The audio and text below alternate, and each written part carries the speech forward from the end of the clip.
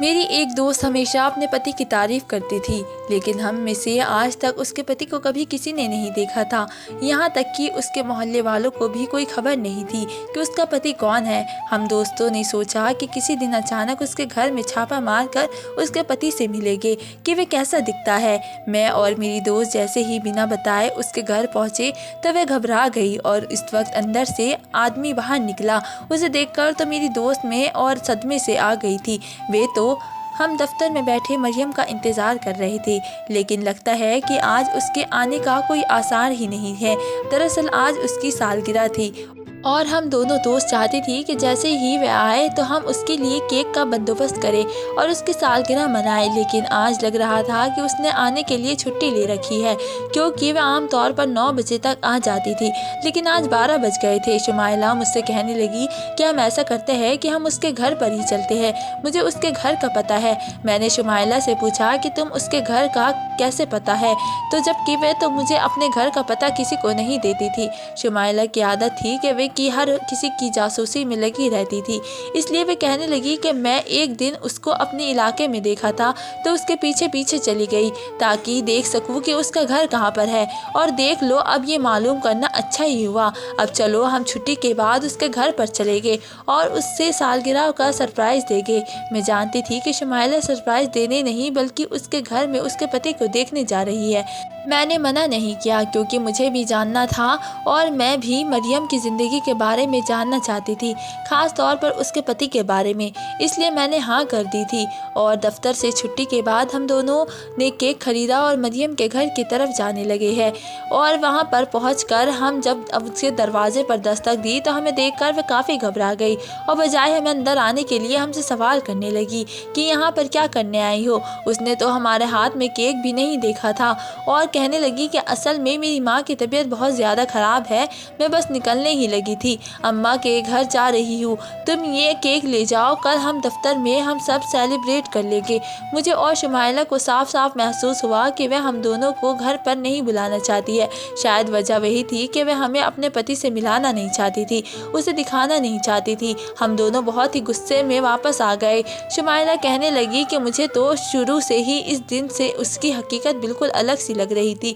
मुझे नहीं लगता था कि ये शादीशुदा है, ये जानबूझकर अपने पति की बातें करती है और उसकी तारीफ करती है ताकि हम उससे नफरत करें। शक तो मुझे अब मरियम पर हो रहा था, कुछ ना कुछ तो ज़रूर गड़बड़ है, वरना कोई इतनी दूर से आए उसे चलकर तो उसे अंदर तो बुला ही लिया जाता है। अगले दिन वह दफ्तर में हमसे बहुत ही ज़्यादा मिन्नतें करने लगी और तरह तरह के बहाने बनाने लगी, लेकिन मेरा और शुमाइला का दिल उससे खट्टा हो चुका था। हम तीनों एक दफ्तर में नौकरी करते थे। मरियम शुरू से ही अपने पति की बहुत ज़्यादा तारीफ करती थी और ना ही उसने अपनी कभी तस्वीर दिखाई थी और ना ही कभी मिलवाया था।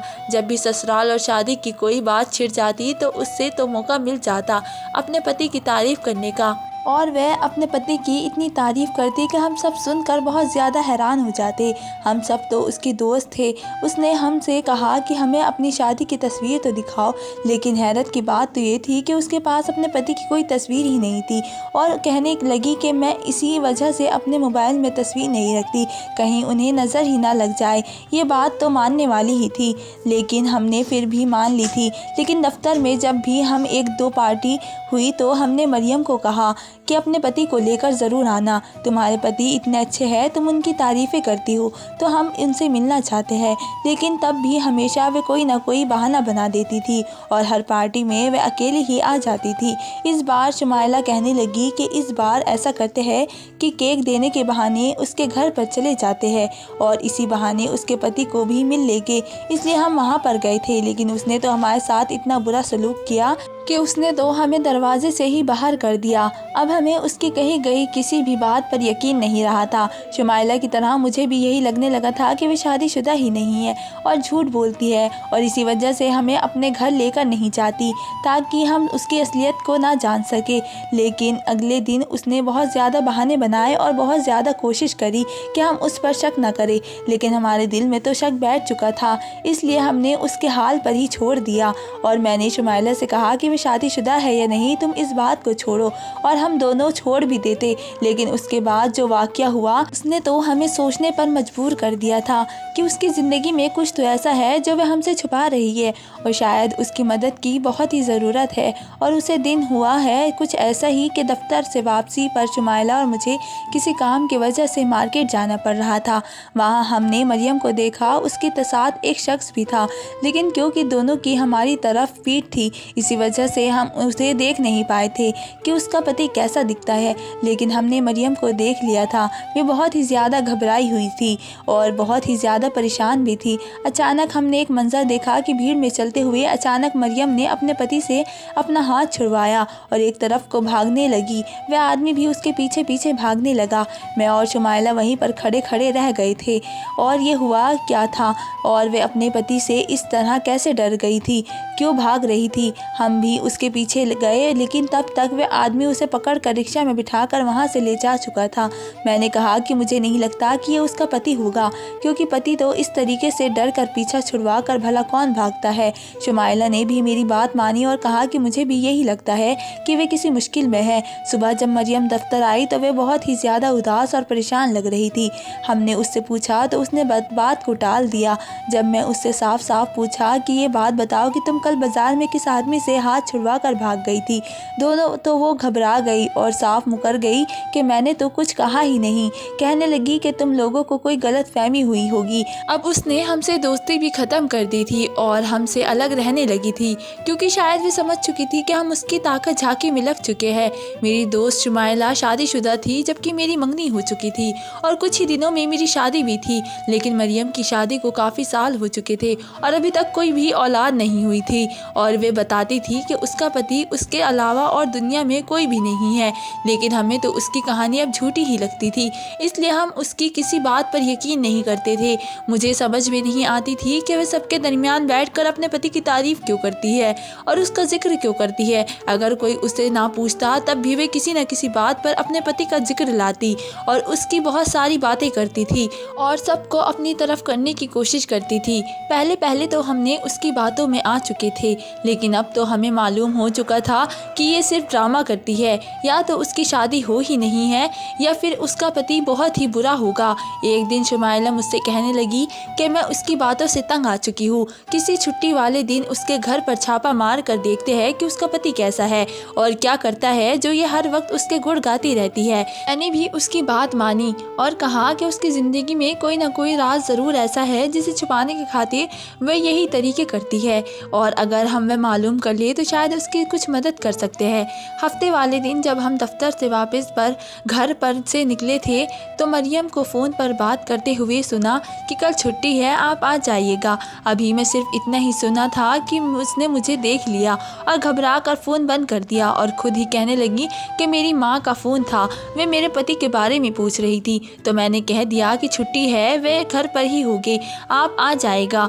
मुझे उसका ये रवैया बिल्कुल अलग सा लगा था, क्योंकि मैं तो उससे कुछ पूछ ही नहीं रही थी और अब वो खुद ही बताने लगी थी। लेकिन चलो, उससे एक बात तो अच्छी थी कि उसका पति कल घर पर ही होगा। मैंने शुमाइला को फ़ोन करके बता दिया था कि कल तैयार रहना, हम उसके घर पर जाएंगे। और अगले 3 बजे के करीब शुमाइला और मैं मरियम के दरवाजे पर आगे खड़े थे और अभी हम दरवाजे पर दस्तक देने ही लगे थे कि एक औरत वहाँ से गुजरी और हमें देखकर काफ़ी हैरान हुई और कहने लगी कि तुम लोग इस घर में जाने लगे हो।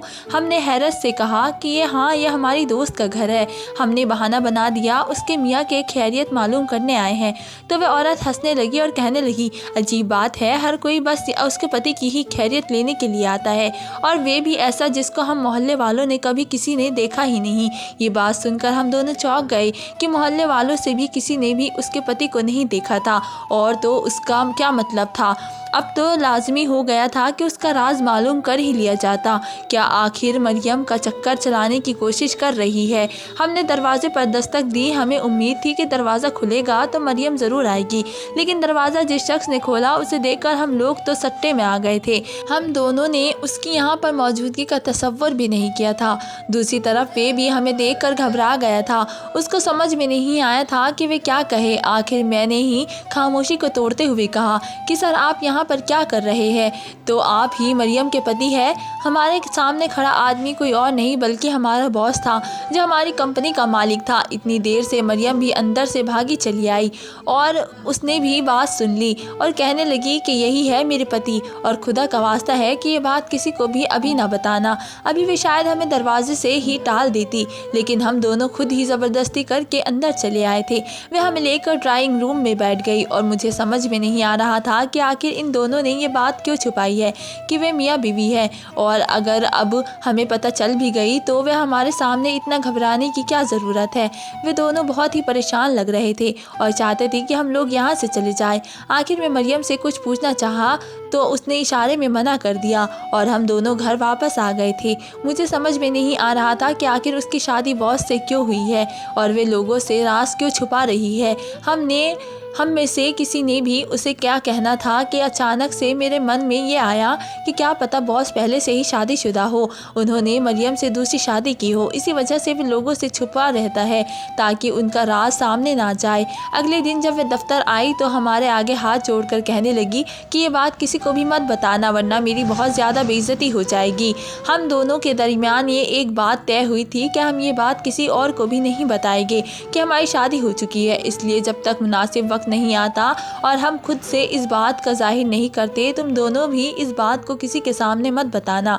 मैं अब समझ चुकी थी कि बेचारी की क्या सिचुएशन होगी। इसकी वजह से मैंने वादा कर लिया, जाहिर है दूसरी बीवी को भी सच सोच कर समझ कर चलना पड़ता है। अगर बॉस की पहली बीवी को पता चल जाता तो वह हंगामा मचा देती, हमारे यकीन दिलाने पर भी कि हम किसी को ये बात नहीं बताएंगे। लेकिन उसको सुकून नहीं मिल रहा था। उसी दिन तरीके से गुजरने लगे। शुमाइला के पति का ट्रांसफ़र दूसरे शहर में हो गया था, इसलिए वे तो वहाँ पर से चली गई थी और अब मैं यहाँ पर अकेली रह गई थी, क्योंकि मरियम भी जॉब छोड़ चुकी थी। उसने जॉब क्यों छोड़ी उसने ये नहीं बताया और ना ही मैंने पूछा था कि ये उसका पर्सनल मामला है। मुझे दखल अंदाजी नहीं देनी चाहिए, लेकिन मुझे बॉस पर हैरत ज़रूर होती थी कि इतना वक्त गुजर गया है, अब तो उनको अपनी शादी के बारे में सबको बता देना चाहिए। एक दिन मेरी तबीयत ख़राब हुई और मैं अस्पताल गई तो वहाँ मैंने मरियम को देखा। उसके साथ व्हील चेयर पर एक आदमी था जो बहुत ही बीमार नज़र आ रहा था और वे उसका ड्रॉप लगाने में एमरजेंसी में आई हुई थी और उसने शायद मुझे नहीं देखा था। मैंने वहाँ पर एक नर्स से भी उसकी तरफ इशारा कर कर उससे पूछा तो वे कहने लगी कि ये दोनों मियाँ बीवी है, पति कई महीनों से यहाँ पर एडमिट है। मैं ये सुनकर थोड़ी उलझन में पड़ गई थी कि ये क्या कह रही है। उसका पति तो यहाँ नहीं हो सकता, ज़रूर इस नर्स को कोई गलत फहमी हो गई है। मैं उसके पीछे जल्दी से इमरजेंसी वार्ड में गई। मुझे देखकर वे परेशान तो हुई, लेकिन उसने जल्दी ही खुद को संभाल लिया। मैंने कभी उससे पूछा कि ये तुम्हारे कौन लगते हैं, तो वे मुझे लेकर कमरे से बाहर आ गई और बताया कि ये मेरे कज़िन है और बहुत ही ज़्यादा बीमार है। इनकी बीमारी छोटी नहीं है, तो मुझे उनकी खैरियत मालूम करने यहाँ आना पड़ता है। मैंने उससे कहा कि मैं उनकी खैरियत पूछ लूँ, तो वे कहने लगी नहीं, उसकी ज़रूरत नहीं है, तुम जानती हो ना कि मैं किन हालात से गुजर रही हूँ। मैं नहीं चाहती कि मेरे खानदान को भी इस बारे में पता चले। शायद उसने शादी के बारे में अपने रिश्तेदारों को भी नहीं बताया था और ये सोचकर मैं वापस आ गई थी। मुझे उस पर बहुत ही ज़्यादा तरस आ रहा था। बेचारी की कैसी ज़िंदगी गुजर रही थी। एक तो उसे छुपकर शादी करनी पड़ी और अब पता नहीं किस हालात से गुजर रही है। फिर अचानक की किस्मत ने मेरा साथ अजीब खेल खेला। मैं जिस प्रोजेक्ट पर काम कर रही थी वे बॉस को पसंद नहीं आया और उसने मुझे इतनी सी बात पर नौकरी से निकाल दिया। मेरी वजह से उनका नुकसान होते होते बचा और वे मेरे जैसे वर्कर को अब यहाँ पर नहीं रख सकते थे। मैं हैरान रह गई थी कि ये क्या बात हुई। मुझे निकालने के लिए कोई ठोस वजह नहीं थी। जाने क्यों मुझे ऐसा लगा कि शायद वे मुझसे इससे इनसिक्योर फील कर रहे हैं ताकि मैं उनके राज को लोगों के सामने ना ला दूँ। शायद इसी वजह से उन्होंने मुझे जॉब से निकाला और ये गलती तो बिल्कुल मामूली सी थी और उसकी इतनी बड़ी सज़ा नहीं बनती थी जितनी बड़ी मुझे सज़ा दी गई थी। मैं दुखी होकर दफ्तर से बाहर निकली। घर आई तो मेरी कज़िन मुझे कहने लगी कि मैं अपनी दोस्त की मंगनी में जा रही हूँ, तुम अपनी जॉब के जाने की वजह से बहुत ज़्यादा परेशान हो और तुम भी मेरे साथ चलो, तुम्हारा कुछ मूड बेहतर हो जाएगा। मैं जाना तो नहीं चाहती थी, लेकिन फिर उसके साथ उसकी दोस्त की मंगनी में चली गई। वहाँ जाकर जब मैं उससे लड़की की फियांसे को देखा तो मुझ पर हैरत का पहाड़ टूट पड़ा, क्योंकि वे लड़का और कोई नहीं बल्कि बॉस ही थे। मैं उसे यहाँ पर देखकर बहुत ज़्यादा हैरान हो गई थी कि उनका इनका यहाँ पर क्या काम है? ये तो पहले से ही दो शादियाँ कर कर बैठे हैं और अब तीसरी लड़की के साथ मंगनी कर रहे हैं। मैंने कजिन से पूछा कि ये क्या चक्कर है, तो वो कहने लगी कि तुम्हें ज़रूर कोई गलतफहमी हुई है, उनकी तो अभी एक भी शादी नहीं हुई। ये सब तो मैं हरगिज़ भी समझ नहीं पा रही थी वे क्या कर रहा था। मैं नहीं जानती थी मेरी दोस्त मरियम के साथ कुछ गलत हो रहा है। अगर बॉस मेरी दोस्त मरियम का पति है तो उसका कोई हक नहीं बनता था कि वे किसी और से दूसरे से मंगनी करे। मैंने सबके सामने शोर मचा दिया कि ये आदमी तो पहले से ही शादीशुदा है और इसने मेरी दोस्त के साथ शादी की है। मैं उनकी कंपनी में काम कर चुकी हूँ। मुझे अपने सामने देखकर बॉस की रंगत उड़ गई थी। उसने कभी नहीं सोचा था कि जिसके डर की वजह से उसने आज मुझे नौकरी से निकाला वही डर आज सच साबित हो जाएगा। मैंने सवालिया नज़रों से बॉस की तरफ देखा और फिर साफ मुकर गया और कहने लगा कि मेरी तो कोई शादी नहीं हुई है, ये लड़की झूठ बोल रही है। मैंने मरियम को फ़ोन करके बुलाया और जब वे आई और उससे गवाही देने के लिए कहा तो वो सबको बताओ कि ये तुम्हारा पति है, तो मेरे कदमों से ज़मीन निकल गई जब उसने मुझे भी यही झूठ करार कर दिया और कहा कि ये तो सिर्फ मेरे बॉस है। मैंने कब कहा कि मेरे पति है? उन सब के सामने मैं बहुत ही झूठी साबित हो गई थी और मुझे किसी भी सूरत में ये गवारा नहीं था। उसी वक्त अचानक मेरे दिमाग में उस नर्स की बात गुजरी जिसने मुझे बताया था कि वे बीमार आदमी है और उसका पति है। मैंने मरियम को कहा कि अगर तुम सच्चाई नहीं बताओगी तो उस लड़की की ज़िंदगी भी तबाह हो जाएगी और तुम मुझे भी नहीं बताओगे तो मैं तुम्हारे बारे में सब कुछ मालूम करवा सकती हूँ। मैं तुम्हारे मोहल्ले वालों को भी बुलाऊंगी और शुमाइला भी आकर गवाही देगी कि हम दोनों के सामने तुमने उसको अपना पति कहा था और ये तुम्हारे घर पर ही था। इतनी सारी बातें सुनने के बाद भी वे करने को तैयार नहीं थी, लेकिन जब मैं फिर से उसे पुलिस की धमकी दी और कहा कि तुम मुझे एक फ्रॉड औरत लग रही हो तो वो रोने लगी और कहने लगी मैं फ्रॉड औरत नहीं हूँ, मुझे फ्रॉड औरत मत बोलो। मैं तो ज़िंदगी और हालात से लड़ती हुई एक मजबूर औरत हूँ जिसका फ़ायदा उस शख्स ने उठाया है। जिस शख्स से तुम अस्पताल में मिली थी वे एक बीमार आदमी है, वे मेरा पति है जिसके इलाज के खातिर मुझे नौकरी करनी पड़ रही है। इस शख्स की तो मुझ पर शुरू से ही गलत नज़र थी और जब उसको मेरा हालात का पता चला तो उसने मुझे पैसे देने के लिए कहा और मेरी एक रात सोने के लिए कहा और मेरे साथ कुछ वक्त गुजारने के लिए कहा। मेरी पति की अगर वक्त से पर सर्जरी ना होती तो हमेशा के लिए बिस्तर पर ही रह सकता था। इसकी वजह से मुझे उसकी बात माननी पड़ी और वे मेरे घर पर आया था जिस वक्त तुमने उसे घर पर देखा था। अपनी और उसकी इज्जत बचाने के खातिर मैंने जल्दी में झूठ बोल दिया था और ये उसके बाद भी मेरे घर आता रहता था और मेरे साथ वक्त गुजारता था। बदले में मुझे पैसे मिलते थे जिससे मैं अपने पति का इलाज करवा रही थी। मैं तुम लोगों को अपने पति के बारे में इसलिए बताती रहती थी ताकि दफ्तर में किसी को ये ना लगे कि मैं लावारिस हूँ या मेरे सर पर किसी का कोई साया नहीं है। अपने मोहल्ले वालों में भी मैंने अपने पति के बारे में यही बात करती थी ताकि वे भी जाने कि मैं अकेली औरत नहीं हूँ। अगर मुझे अपने पति की जान बचाने के लिए पैसों की ज़रूरत पड़ी तो मैं कभी भी अपनी इज्जत और ईमान का सौदा नहीं करती और उसको डर था कि तुम हमारे बारे में सब कुछ जान चुकी हो, इसलिए उसने मुझसे नौकरी छोड़ने के लिए कह दिया था। ये कहानी सुनकर मैं तो बल्कि सभी लोग भी ये बेयकीन थे कि ये आदमी इतने घटिया भी हो सकता है और उसने शायद मुझे भी इसी वजह से जॉब से निकाल दिया था ताकि मैं उसका सच न बता सकूं। लेकिन किस्मत में जो लिखा होता है वही होता है। उसका सच सबके सामने आ चुका था। जिस लड़की की उससे साथ मंगनी हो रही थी उसी ने उस वक्त अपने हाथ से अंगूठी निकाल कर फेंक दी और मंगनी तोड़ दी। उसकी इज्जत सबकी नज़रों में दो कौड़े की होकर आ रह गई थी और सब लोग उसे बहुत ही गंदी नज़रों से देख रहे थे और बातें सुना रहे थे। इस सारे किस्से में सिर्फ गलत मरियम के साथ हुआ था और मुझे मरियम के साथ बहुत ही ज़्यादा हमदर्दी थी। वे बेचारी कितना कुछ सहती रही और हम दोनों उसके बारे में गलत समझ रहे थे। सच है कि कभी भी आधा सच जानकर किसी के बारे में गलत सोच नहीं रखनी चाहिए। उसके बाद मरियम अपने पति के साथ दूसरे शहर में रहने लगी और मुझे भी बहुत ही अच्छी जगह नौकरी मिल गई। और रहा बॉस जिसने उसके साथ इतना बुरा किया था, दुनिया में तो वह जलील हो गया था और मुझे यकीन था कि आखिर रात में वह पकड़ा ही जाएगा। दूसरों की इज्जत खराब करने वाले रुस्वा ही होते हैं। दोस्तों, अगर आपको हमारी कहानी पसंद आई हो तो हमारे चैनल को सब्सक्राइब ज़रूर करें और अपनी राय कमेंट में ज़रूर बताएं और मिलते हैं एक अगली वीडियो के साथ। तब तक के लिए धन्यवाद।